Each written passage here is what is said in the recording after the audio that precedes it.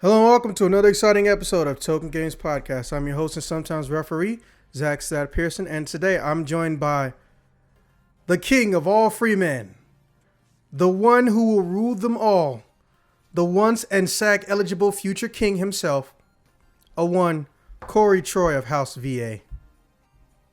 Howdy.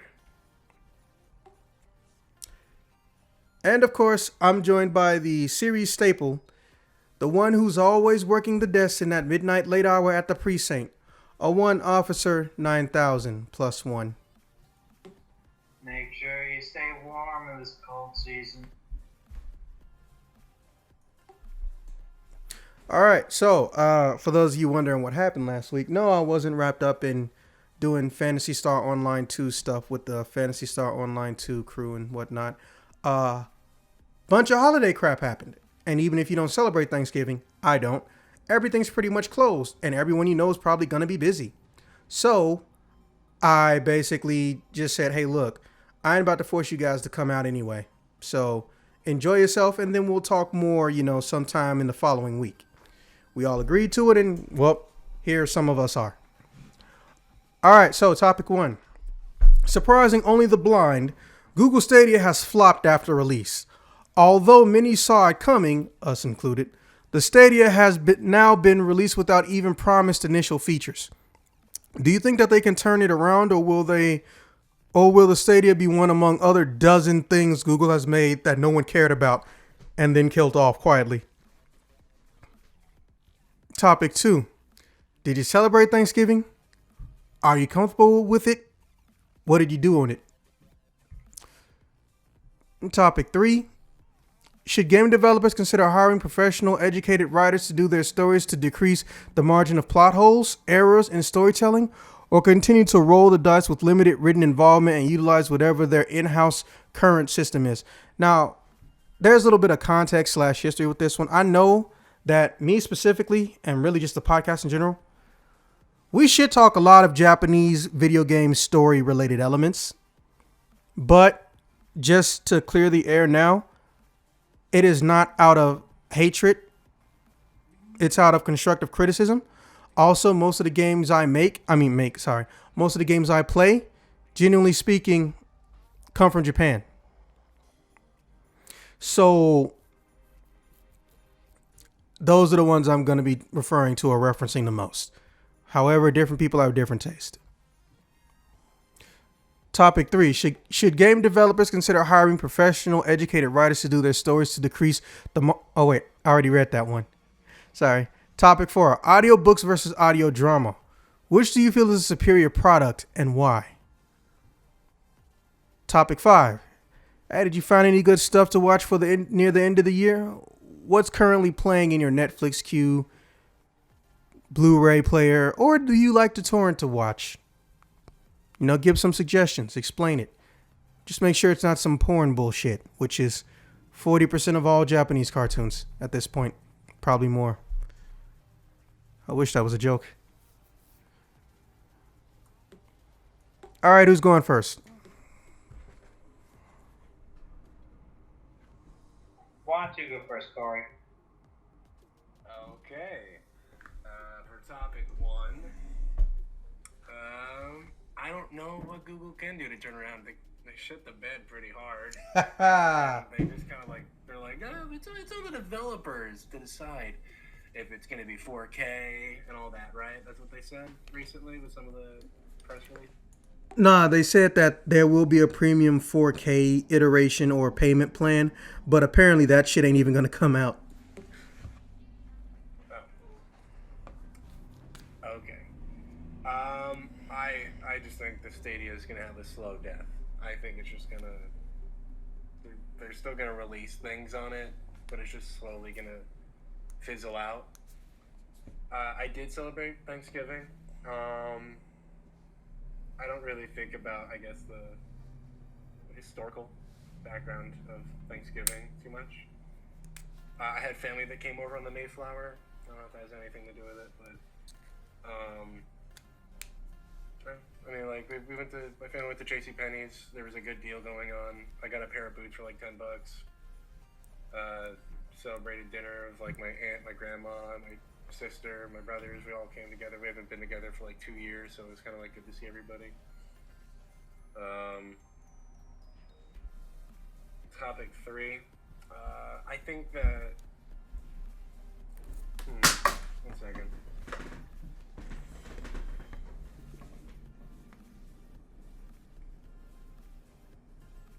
I don't know if it's professionally educated writers to do the stories, or it should be more just better editors to fix the story. Or just Damn, he coming at the editors too? Oh, brutal. well, it's both ends, right? I mean, like if someone had to be like this works, no one like I mean if someone agreed that like okay, all right. I'm not the only one that just pictured that meme of the dog drinking coffee in a fiery place and just going, "This is fine." Right? This is fine. That's what they said. And it's just like, yeah, okay, that's fine. I think it's a two-way street there, right? Because I mean, if you have somebody and you think this is good, the editor should have to agree with it. So I think it's both sides. I mean, don't they hire professional writers already? 50-50. And usually not even 50. And then other times, and it's kind of a dick move, they'll have them write the base story and then immediately remove them from the entire project. So if they change or alter something that they decide because it didn't work for the game element, tough titty. Rough.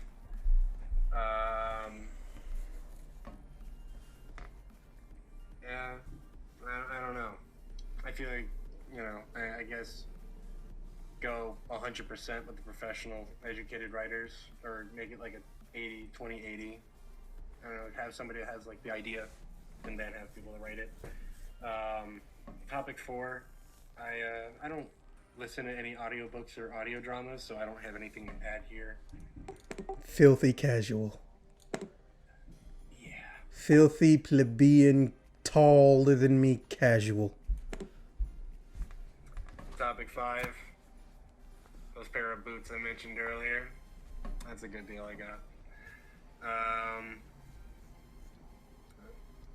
I know Nintendo is trying to like. Oh wait, no, that's not the topic we're going for. You said it was media, right? Yeah, what are you listening to, watching, reading that's, relatively recent to this time of the year that you think is worth mentioning? No, it does not have to be Christmas themed.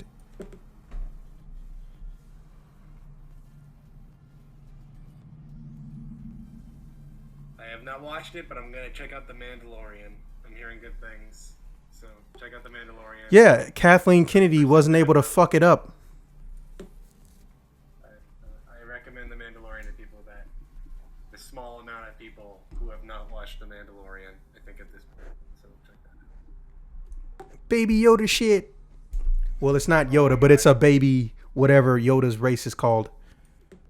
I love the meme. It's so great. There's that when he's wearing the robes and he's got a little cup in his hand. It says "Moms on Christmas Day," looking at the kids open up presents. I think that's just hilarious.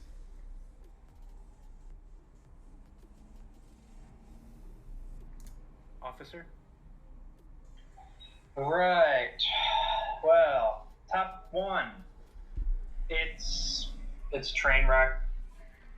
It's probably gonna die out sometime in the next 2 years. Mostly because the initial, the initial impression that it left on people and the wide coverage of that basically it's doomed it. The Stadia is simply not going to survive. It's a pity because it had potential, but oh well. Top 2. Yeah, though it was a day later. If only so that more people could show up. And for me, I'm well aware of the history of it, and Well, I certainly can't agree with many of the things. The pilgrims and the various immigrants to America. I mean, immigrants in, the original Europeans that came over to colonize. Uh, I'm aware of what they did, but nothing I can do about it. For me, Thanksgiving is simply one of a few chances that family can actually get together and maybe have a decent time for once. Here's the ironic part. It's on my Facebook maybe about 5 posts ago. It was something like, "Hey Zach, so why don't you celebrate Thanksgiving?" Click the link, bruh. That's exactly how the post goes. Yeah, well, the Freemans who showed up, among others, basically it was just them, uh, didn't actually fuck shit up. Native Americans saw them. They moved to a village that had been basically abandoned, so it was basically just land. There wasn't any really even any structures there, and they struck a deal. The fuck up started when other people landed in other locations and decided they didn't want to follow the treaties that had been set forth. So it's ironic, but it's like I tell everybody, everyone's an individual. So the first crew that showed up, they was pretty much okay. What happened is everything after they showed up, all hell Yeah, figuratively it broke was loose. a mess. But again, yeah, just go click the link. It's a little animated video. You'll enjoy it. Perhaps a little later. I Okay. was telling that to Freeman, but yeah, you too. Alright. Now, topic 3. Well, to be honest, it can only improve things. As I look at the what the fuck mess that is the entirety of Kingdom Hearts. To be Well, honest, I yeah. can't use that answer anymore, but that's okay. There's lots to choose from. Oh, yeah, there's a lot more. But Tetsuya Nomura, he shouldn't be doing any writing. Do character designs and maybe direct a game, but don't do any of the writing, man. It doesn't. No, just no. As for topic 4, I found that I have a preference towards the audio books as opposed to the audio dramas. As the To be honest, with like the stuff that comes up in the audio dramas, at least the ones that I'm familiar with, which is admittedly mostly Japanese origin, but it's stuff that I would want to actually see, and just listening to it, it's like it makes me anxious. Like, but this would be so much better if I could see it. So that's why I prefer audiobooks. As for topic 5, well, there was a giant sale on Steam, and I finally got a chance to pick up. Sorry, I had to cough there. I finally got a chance to pick up A Hat in Time, and man, that game is so. It is so good. If you haven't played it, definitely get it. And honestly, I can't think of much else other than looking forward to the expansion to Monster Hunter World coming next month. Wait, isn't Iceborne already out? On PC, it's not. You have a PS4 though. Yeah, but that would involve buying the game a second time, getting all of my progress redone, because I don't think it can transfer data from the PC to the console, and that's way too much work. No, I can't say I blame you. Alright, so I guess it's me. Alright, so for topic 1, The only way they're going to salvage this that I can understand is if they literally release a physical device, not just a USB dongle. Because here's the thing that people forget, or I guess they got glossed over. Them things are actually shorting out and burning up. So, and that's not with like an extremely intense maximum setting game. They're not meant to last as long as they are. Also, I'm not sure how the fuck this got past any type of quality control and assurance testing. Most people have been talking about these things heating up in under a 3-hour session. A 3-hour. Can you imagine if every video game console maker made a video game system that died after 3 hours? Bruh. Everyone would be a PC gamer, and I mean everyone would be a PC gamer. Fucking insane. They need to make a dedicated device. Say what you will about the Ouya, but the Ouya's only true problem was that it didn't have dedicated games and exclusives. Google has money, so those two things aren't technically going to be an issue. They should have made a physical device, and it needs to be able to work offline. Literally, they could have changed this thing. They could make this thing a device that can only download new games onto it. And they could have still kept it cheap. They could still keep the streaming shit as optional. And that's where they fucked up. They didn't want to jump the curve. They wanted to control the wheel before it jumps the curve.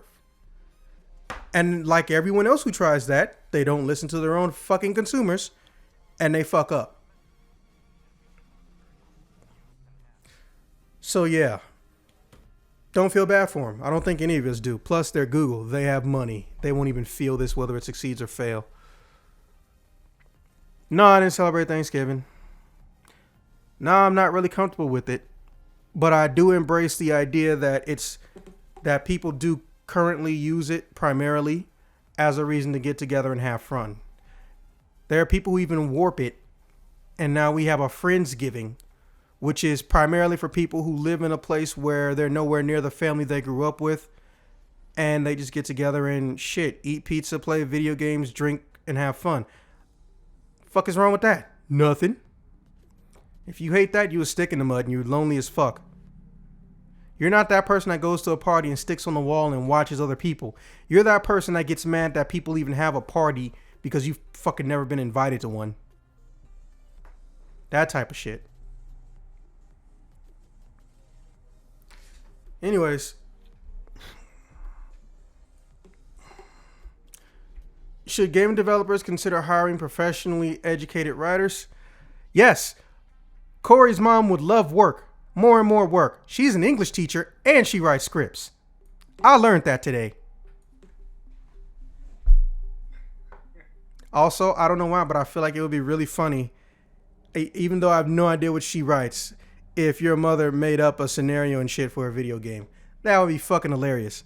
And you might be able to get you some side money, because I'm pretty sure she would only know about half of what she's doing. But we all know video games do not adhere to the traditional 3-act structure. We just think there's a beginning, middle, and the end, but there's not.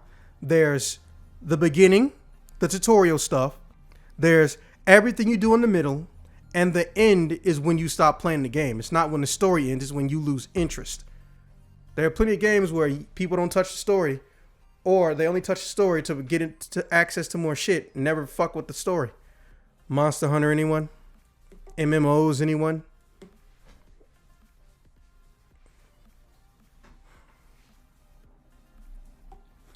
But yeah, first and foremost, they need dedicated, two things I feel like they need dedicated. Editors who actually have a degree in editing. Not just editors who say, hey, you need to downsize this because this isn't going to fit or won't make sense in the game. Oh, there's your script. Did you proofread it? Oh, wait, that's my job? Okay, I'll proofread it. The end. No, that needs to stop. From North America to South America, from fucking South Galaxy to North Galaxy, that needs to stop. In-house writers should be plentiful, or they should be on an on-call / commission basis. Let me tell you something. I don't care how big your company is or if you're under a big company and they let you do what you want to do. There should be somebody, especially if you're with the publisher, who oversees what's written so they can let people know immediately, hey, I know you think you got something epic brewing, but see here, here, here, and here, yeah, stop making sense.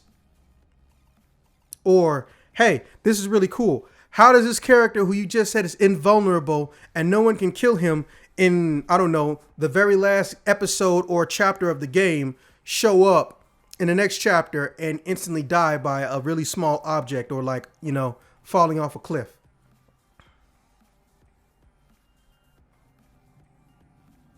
You know, the biggest issue isn't that there needs to be a restriction. There needs to be direction with the writing. Yes, we can all beat the Tetsuya Nomura egg until it cracks and make a fucking omelet or 3. Throw some cheese in that bitch with a little Parmesan. Let me stop. Making myself hungry. But there are far, far, far more consistent perpetrators.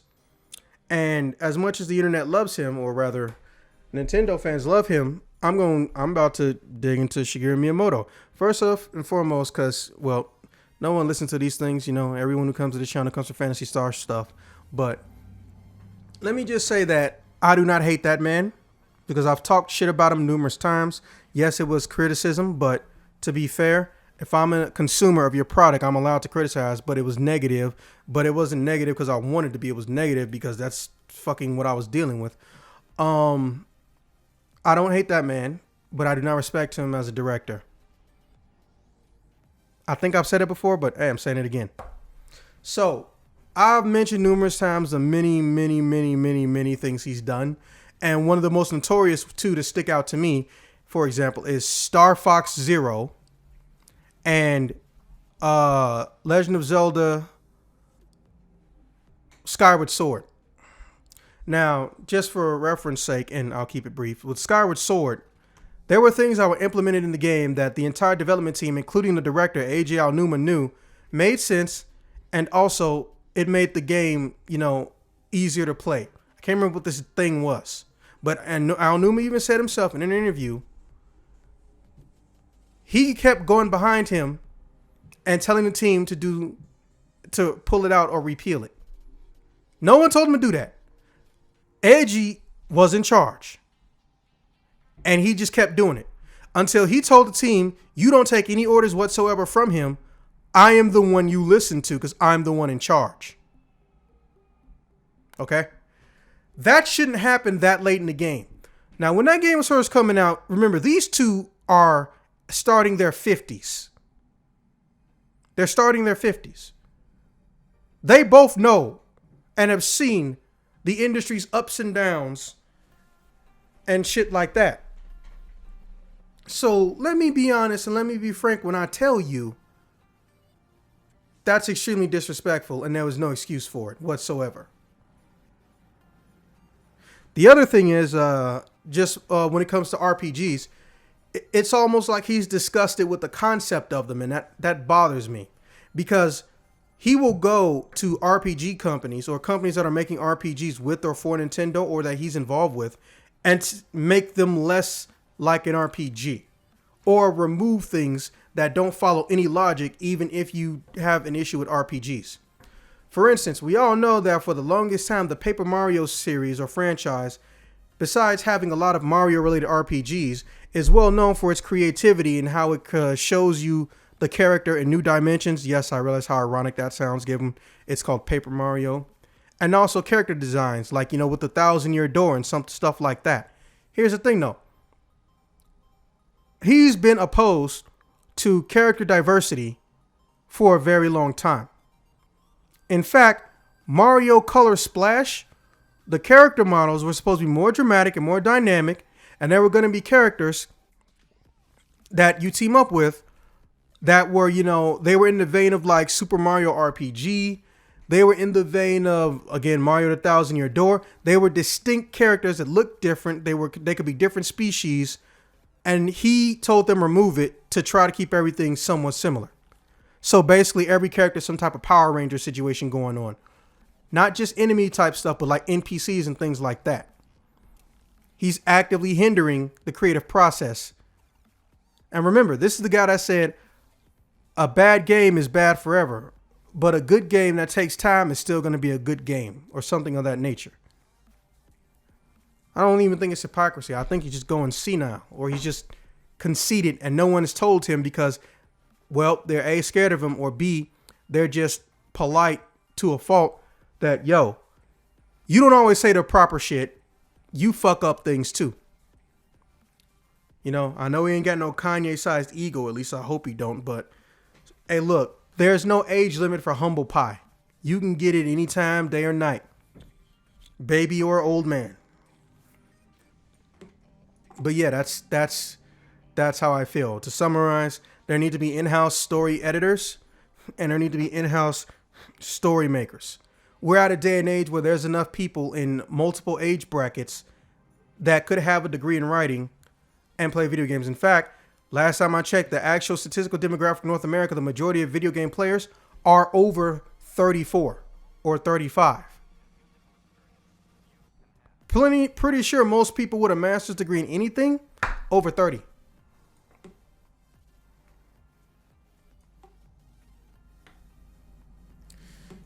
So, as far as topic 4, hey, look, I mentioned it lightly a long time ago, or either I just said it, but it never came up on the topic. I'm the audio dramas for life guy. Don't get me wrong. I don't have anything with audio books, but there's a distinct difference between one or two people voicing all the boys and one guy and one lady voicing all the girls versus sound effects, descriptions of what's going on, simulated fights, voice actors, voice acting, not narrating or just reading from a page. It's a different situation entirely. Remember, there's a reason these things got popular back in the 30s and 40s.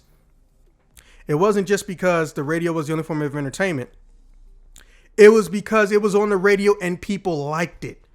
Well, shit, now we can get it in CDs. Now we got companies that want to take licensed stuff and, turn them into legit, big-ass, nice-ass stories. I don't know if y'all noticed or not, but besides Stitcher, there are companies that have been licensing Marvel comics and turning them into audio dramas.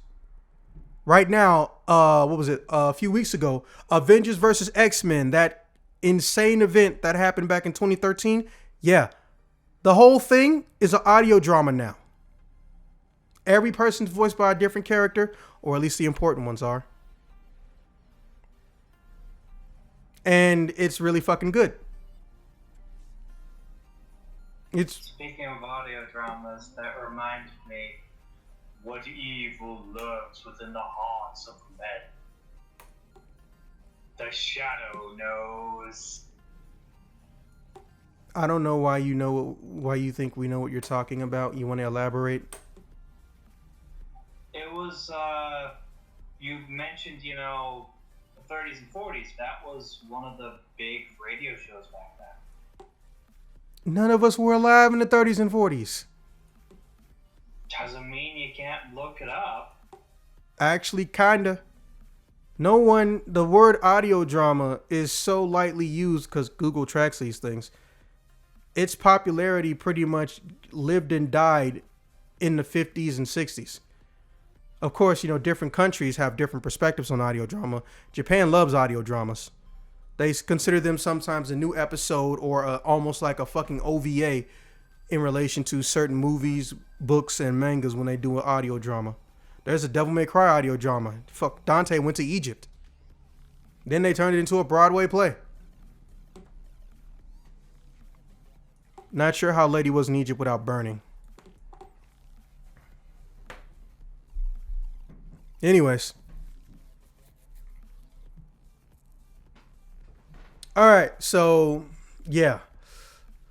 The Wolverine one by Stitcher, which is also on Spotify, is called Wolverine The Longest Night. They just recently did a season 2.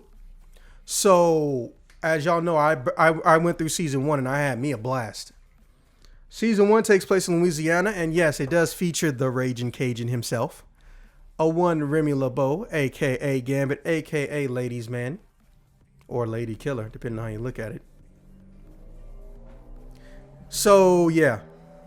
Anyways,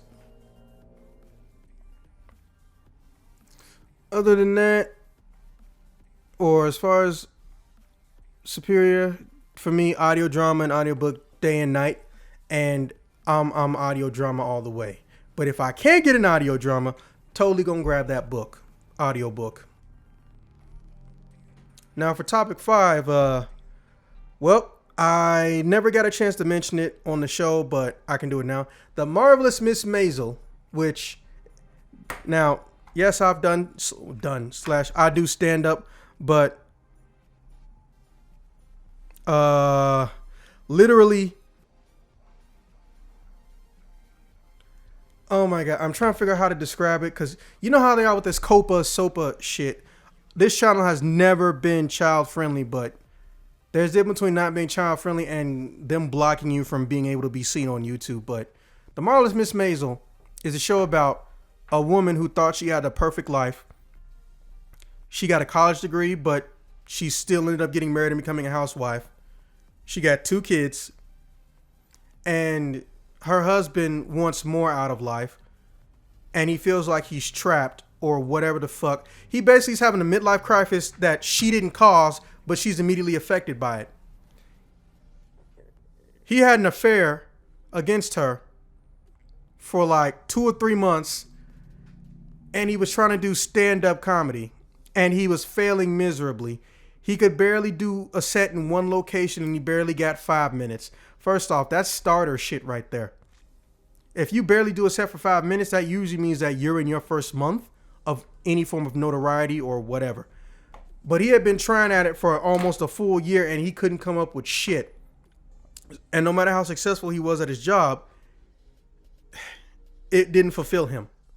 And apparently neither did his hot ass wife. His wife looks like Catherine Dennings. If you guys have seen Two Broke Girls, she's the brunette off of there. Or Hulu's Dollface, which recently came out. Yeah, that's her. She looks like Catherine Dennings if she fused with a supermodel, because she has those model proportions, a smaller version of Kat Dennings' face, and the whole shit takes place in like the 50s or 60s or something like that. And then she just, one day she gets drunk and she goes on stage and she does stand up so fucking good that she immediately was able to shit on her own husband, who wasn't even there, and almost got arrested. And it snowballed into her becoming addicted, not so much with the attention that comes with stand-up, but with the thought of having a career, you know? And also, you know, she kind of liked being famous. But the show doesn't just focus on those two. The supporting cast actually is important. And they enhance the story instead of just showing up for the sake of existing.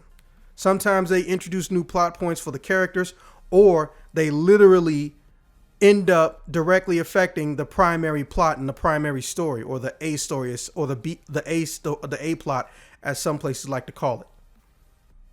And all of her stand-up doesn't match the era that she's in, which is why it's so fun to watch. So even though, you know, this is the 50s and 60s, back when, if you're a comedy club, you basically need to have bodyguards and door guards to make sure the cops don't get in, because this is when the cops are actively rounding up people and arresting them based on what you would say in a stand-up club. Because even though there's no children permitted in these clubs, it's after 9 o'clock, they're serving alcohol and smoking, you can't say shit in a club. Literally the word shit, because you'll get a fine or jail time. Good show. It's won, I think, 4 Emmys so far. And only on Amazon Prime / Amazon Video. People, go see this shit, please.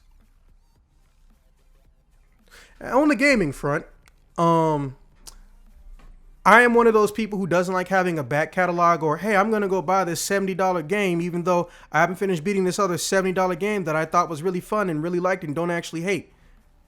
So only thing I'm doing is going through my back catalog to make sure it ceased to exist.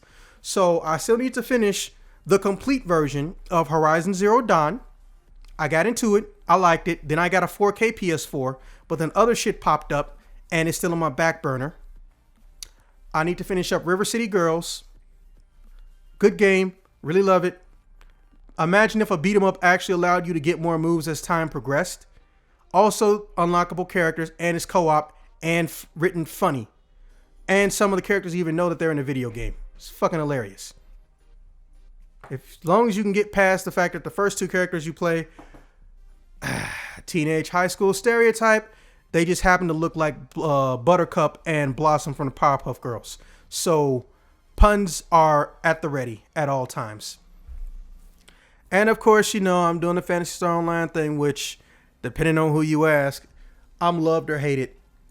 Doesn't bother me anyway. We all knew this was going to happen. You can't make everyone happy, but it's just it's a situation where everyone thinks that everything being said or all the things that are said are my words and only my words or opinions. And I've said a billion times, one, this is not a guide. I'm not telling people how to play the game, and they should not be using this to tell them how to play the game. Or second, I didn't say I played the class. I said I spoke to people that played the class. Here's their name and here's their exact words. Blah, blah, blah, blah, blah. Yada, yada, yada. And people want to breathe down my neck. Here's the weird part. They didn't start breathing down my neck until the latest video came up. But it's the most popular video by leaps and bounds. So, ironic, I guess would be the word for that. And of course, you know, when I'm not doing that, I'm always writing new stand-up. And, you know, I actually use my Netflix, my Hulu I don't pay for, and my Amazon Prime. So I've actually made it a hobby to continue doing reviews on the side. I don't throw them on YouTube because, you know how YouTube is. Somebody will take the monetization off your video, or even if you like it, it'll automatically be set to you can't show this video or air this video without the permission of blah, blah, blah, because you use blah, blah, blah footage, even though it's protected by law when you're critiquing / reviewing something or criticizing something. So I throw them all on Vero. I might put a link down or something. It's getting a little bit of attention. So, Marvelous Miss Maisel, to summarize, I ain't fucking with none of these new video games in general. I don't hate them. It's just nothing that's been coming out in the past 4 months interests me. I'm including Death Stranding. Don't bring it up. I'm just asleep in a world of fantasy until I can finally wake on March 3rd of 2020. Would anyone like to tell me why I will wake on March 3rd, 2020? I can think of a couple reasons, actually. Go on. Such as Cyberpunk 2077. Okay, next time. All right. Corey, tell me why I would wake up in March 30th, 2020. Did this motherfucker dip off into the bathroom and not tell us again? We can hear you giggling. Final Fantasy VII. Thank you. Other acceptable answers would have been Tifa Lockhart, Lockhart Tifa, and of course Tiffany Lockhart. Because Streets of Rage 4 still hasn't come out yet, and we don't even know when the fucking release date is. Oh yeah, here's a game for you guys. Teppen. No, not Tekken. Replace all the K's with P as in Paul. It's a free game on your mobile device, but you don't need to spend money. And I know what you're thinking. Well, shit, it must suck if it's free. No, idiot. Basically, imagine if Capcom made an all-strategy card game with all-star characters and people from their history and repertoire. All matches are less than or just about 5 minutes. They're not allowed to go over. And on top of that, if you don't have a card, you can literally build a card from scratch just by throwing away old cards. So, I was able, as I told you guys, you noted earlier in the month, I was able to get a world ranking under champion. So, yeah, I enjoy the game. And the character that I use to do it is irrelevant. But if you're bored, you like strategy games, or you want to have a strategy game where you can get slightly interested in, and you like the card game aspect, except you ain't got to play Pokemon to find anything because everything is digital, and they've announced that they're not going to make it physical, or rather, if they did, no one's sure how the fuck that would work, even them. I strongly recommend looking into Teppen. Teppen. Available on Android devices and PC. No, you can't do it on PC. Available on Android mobile devices. And of course, you can put it on a touchscreen tablet too, probably. I really do wonder if I can get that thing to load up on my television though. I got one of those smart app TVs and it's got a mouse pad option on it, so I'm really curious if I could do that.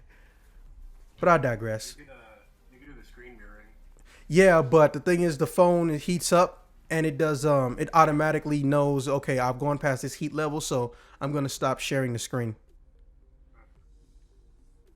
If they make a way for it to work on a PC, then I could screen share it that way. But yeah, that's pretty much it for me.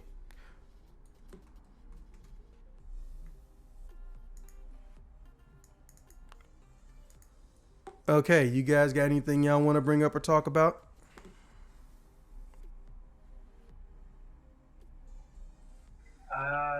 Let's see. There's one thing I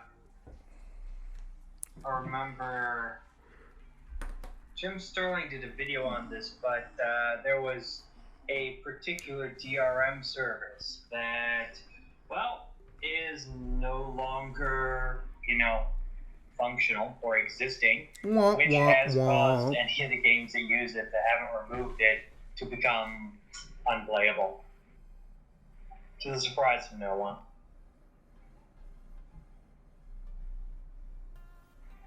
I can't help but wonder if that will eventually happen to Denuvo. Personally, I hope it doesn't, because a lot of good games have Denuvo in it.